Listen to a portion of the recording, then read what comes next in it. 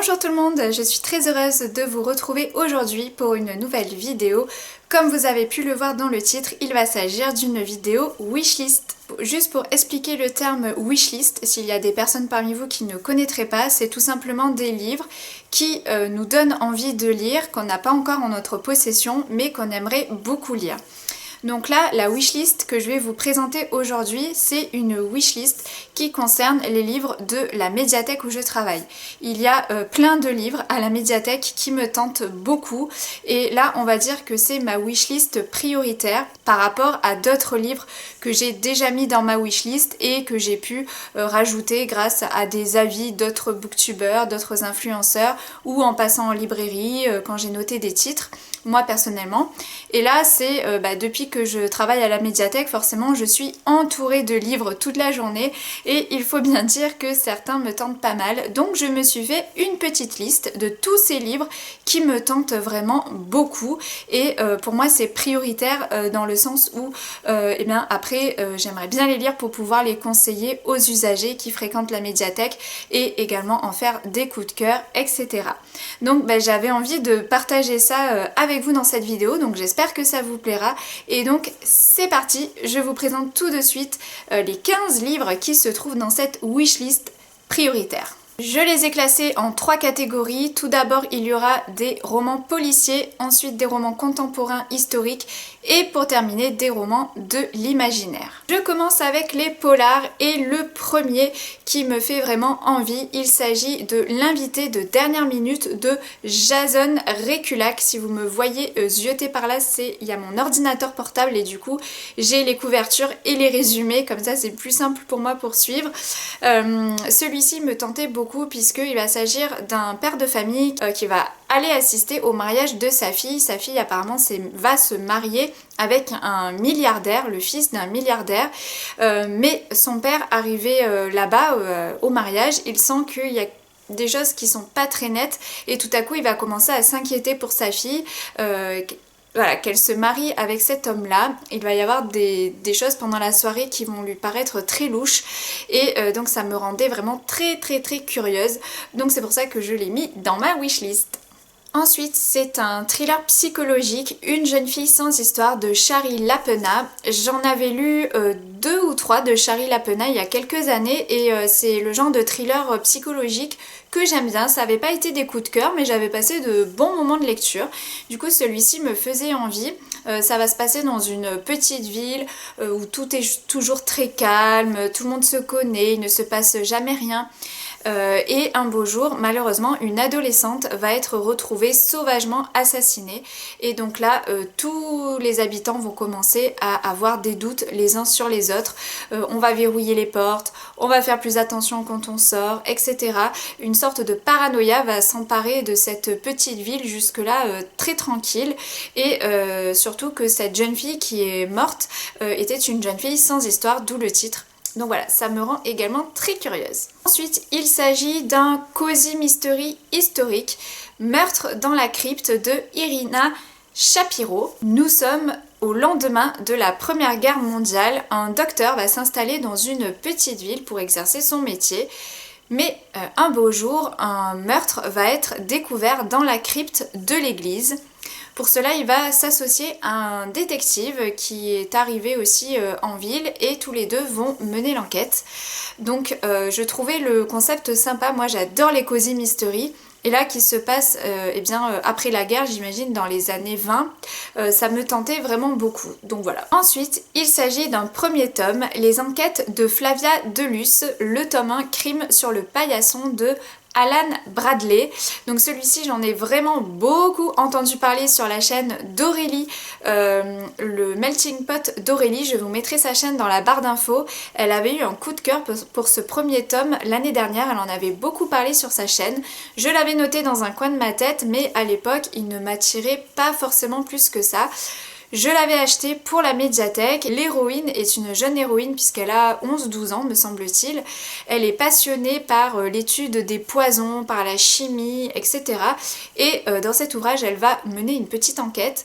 Et Aurélie disait dans ses vidéos que Flavia de Luce lui faisait très fortement penser à une cousine éloignée de Mercredi. Et il se trouve que moi à l'époque, Mercredi, je ne regardais pas du tout la série Netflix, ça ne m'intéressait pas vraiment. Et là je me suis plongée dans la série il y a quelques semaines, il y a 1 ou 2 mois, et il se trouve que j'ai vraiment beaucoup aimé cette série. Et du coup voilà, j'ai repensé à ce tome 1 Crime sur le paillasson, à Flavia de Luce, et je me suis dit effectivement si l'héroïne a un petit air de Mercredi, ça devrait me plaire. Et il y a également le tome 2 qui est sorti, donc je vais déjà commencer par le tome 1 et je verrai par la suite si ça me plaît, pourquoi pas lire le tome 2. Ensuite, le dernier Guillaume Musso, Le Crime du Paradis, me tente beaucoup. Donc c'est une histoire qui va se passer dans le sud, sous le soleil, donc sur la Côte d'Azur. On va suivre un couple d'Américains qui chaque année réunit un cercle d'amis dans leur très grande villa. Mais un beau jour, leur fils de 3 ans va être enlevé. Voilà, je ne veux pas trop en savoir plus quant au résumé, je ne vais pas vous en dire plus, mais ça me donnait bien envie. Ensuite, c'est un autre thriller psychologique, L'anniversaire de Liane Moriarty. Je vous parlais justement dans ma vidéo sur les poches que je vous conseillais à lire cet été. Il y avait un Liane Moriarty que j'avais adoré, Petit secret et grand mensonge, et je vous disais dans cette vidéo que j'aimerais beaucoup relire un livre de Liane Moriarty. Et bien ça pourrait être l'occasion avec, ça c'est son dernier qui est sorti, c'est une nouveauté. Et dans ce livre, en fait, on va suivre une femme qui va hériter d'une villa sur une île paradisiaque. Et cette île est assez touristique. Puisqu'il y a 70 ans, un bébé a été abandonné sur cette île et il y a énormément de mystères par rapport à cette disparition d'enfants. Et donc il va forcément y avoir, je pense, une petite enquête autour de ça. Je ne veux pas trop en savoir plus non plus, mais en tout cas celui-ci me tente beaucoup. Ensuite, je suis très tentée de lire La cabane dans les arbres de Vera Buck. Donc ça c'est grâce à Séverine de la chaîne Il est bien ce livre que je suis assidûment et qui avait parlé de ce livre il y a quelques mois déjà. Et suite à son avis, je me l'étais aussi noté dans un coin de ma tête, il me tentait vraiment beaucoup. Ça va se passer en Suède, on va suivre un couple qui va s'installer dans une maison avec leur petit garçon. Mais très vite, ils vont ressentir une sensation d'oppression, ils ne vont pas être tranquilles dans cette maison. Et parallèlement à ça, on va suivre une botaniste qui va faire des fouilles et qui va retrouver le squelette d'un petit garçon vieux de je sais plus combien d'années. Sauf que quelques jours après ça, le petit garçon qu'on suit au début avec le couple qui s'est installé dans la maison va disparaître à son tour. Voilà, donc il va y avoir, je pense, un effet de présent, de passé, avec des retours dans le passé et peut-être un lien avec ce qui se passe actuellement. Ça me tentait vraiment beaucoup. Je me souviens que Séverine disait que c'était vraiment une très bonne lecture et qu'il y avait voilà, une petite sensation d'oppression. En plus, ça se passe en Suède, dans la forêt, avec un lac. Enfin, la couverture me fait très envie aussi. Donc voilà, celui-ci, vraiment, j'ai très hâte de le lire. Ensuite, un autre thriller psychologique. Il s'agit de Ne m'oubliez pas de Stacey Willingham. Donc là, on va suivre une femme qui, il y a 22 ans en arrière, a perdu sa sœur qui a disparu du jour au lendemain. On avait retrouvé du sang dans une voiture, du sang qui appartenait à sa sœur. Un homme avait été arrêté et l'affaire avait été classée. Et cette femme donc va revenir, suite à des circonstances, va revenir dans sa ville natale.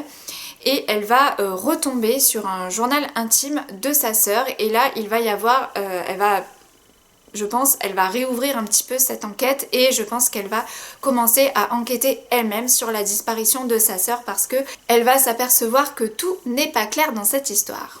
Le dernier thriller psychologique dont je vous parle dans cette vidéo, il s'agit de Très cher voisin de Jamie Day. Donc j'aime bien la phrase d'accroche qui est « Qui n'a jamais tenté de tuer son voisin ?» Bon voilà, ça met tout de suite dans l'ambiance. Donc apparemment, suite à une fête entre voisins, il va y avoir un meurtre.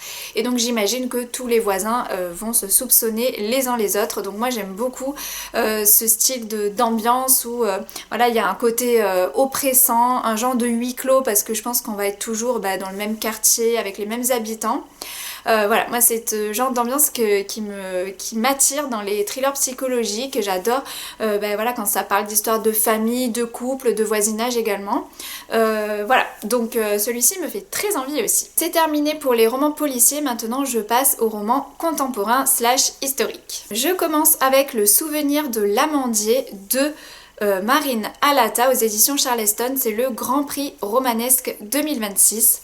Celui-ci me fait fortement envie puisque je pense qu'il est un petit peu dans la lignée des sagas familiales avec Secret de famille comme j'aime, en tout cas au vu du résumé c'est ça. On va suivre une jeune femme en 1905 qui va quitter sa Sicile natale, elle est enceinte et son mari est parti aux États-Unis tenter sa chance, donc elle va quitter la Sicile pour aller le rejoindre là-bas.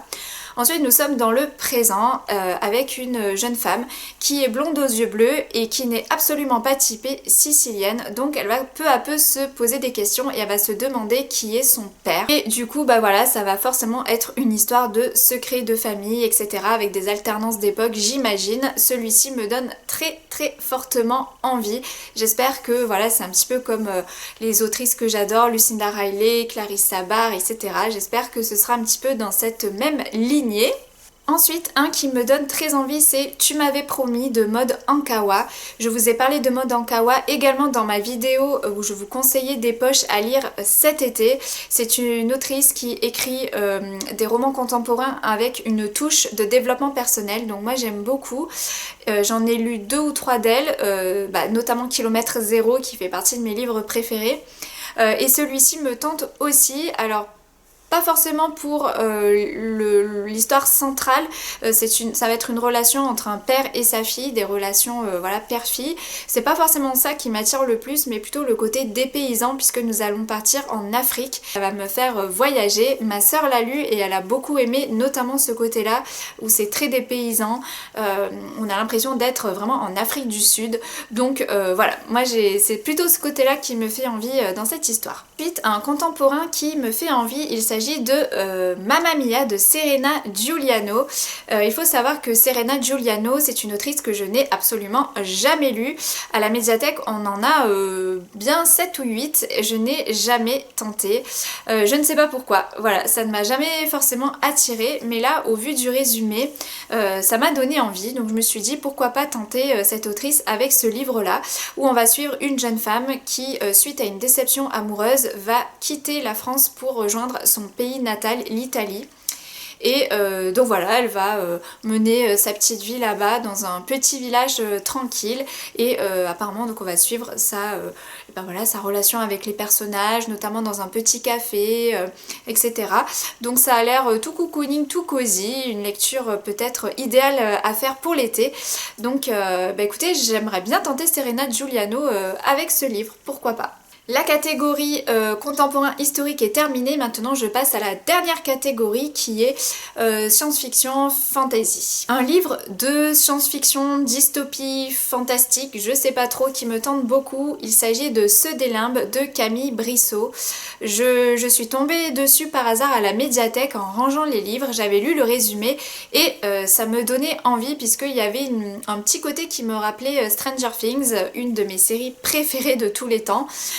Où en fait il va y avoir donc des personnes qui vont se retrouver dans une forêt sombre où ils vont entendre des bruits étranges. Apparemment il y a eu une épidémie et donc voilà. Après je veux pas trop en savoir plus, mais le fait de se retrouver comme ça dans une forêt, à entendre des présences, des bruits bizarres, etc. Alors je sais, je suis très on va dire très ignare en termes de tout ce qui est science-fiction, etc. C'est pas du tout un genre que j'ai l'habitude de lire, je n'en lis quasiment jamais. Donc vous allez me dire, ça doit sûrement ressembler à plein d'autres livres que vous connaissez sûrement. Moi, ma référence, c'est Stranger Things, j'avoue, j'ai pas trop d'autres références en termes de fantastique, fantasy, dystopie, etc. Parce que je n'en lis pas, ou très peu, enfin ça fait des années que j'en ai pas lu. Mais moi, voilà, ça m'a donné envie. Donc écoutez, ce livre-là, j'ai bien envie de le tenter. Ensuite, je passe à de la cozy fantasy. C'est un genre de livre qui me tente parce que j'adore tout ce qui est cozy. La fantasy, c'est pas ma tasse de thé, mais j'en ai lu un petit peu il y a quelques années, ça ne me déplaisait pas. Donc là, je me dis, comme c'est de la cozy fantasy, c'est peut-être plus accessible pour moi en tant que débutante dans ce genre. Et donc, le premier, c'est La petite boutique de sortilèges de Sarah Beth Durst. Voilà, où on va suivre justement une jeune femme qui travaille dans une bibliothèque et un beau jour la bibliothèque va partir en fumée et donc j'imagine que voilà, elle va essayer elle va partir et elle va être en quête d'aventure. J'ai pas trop relu le résumé, je vais me lancer dedans comme ça. Mais en tout cas, la couverture, je la trouve magnifique. Elle a un magnifique jaspage aussi.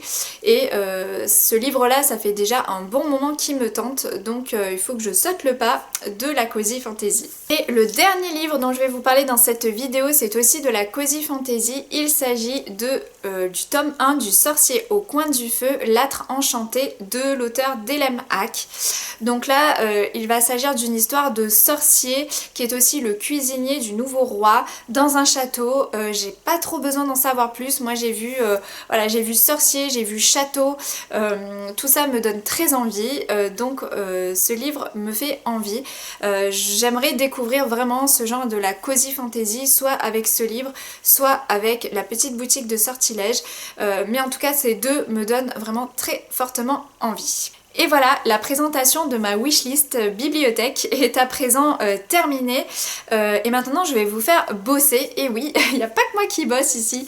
J'aimerais bien en fait que vous me disiez dans les commentaires parmi tous ces 15 livres que je vous ai présentés, dont je vous ai parlé rapidement. Est-ce que vous pourriez me dire si vous en avez lu un parmi ces 15 là et lequel vous me conseilleriez? Voilà, ça pourra peut-être me donner une idée de par lequel commencer parce que pour être honnête, franchement, la plupart me donnent très envie. La plupart, j'ai vraiment envie de les lire dès demain. Donc voilà, il faut m'aider. Aidez-moi à choisir une de mes prochaines lectures. J'espère en tout cas que cette vidéo vous aura plu. Moi, j'ai pris grandement plaisir à la faire et surtout à aller dans les rayons de la médiathèque et à piocher comme ça des prochaines idées de lecture. N'hésitez pas à me dire tout ça dans les commentaires, à mettre un petit j'aime si la vidéo vous a plu et à vous abonner si le contenu vous a plu également. Je vous remercie beaucoup pour votre fidélité, d'avoir regardé jusqu'au bout et je vous souhaite d'avoir d'excellentes lectures. Je vous dis à très bientôt. Bye bye!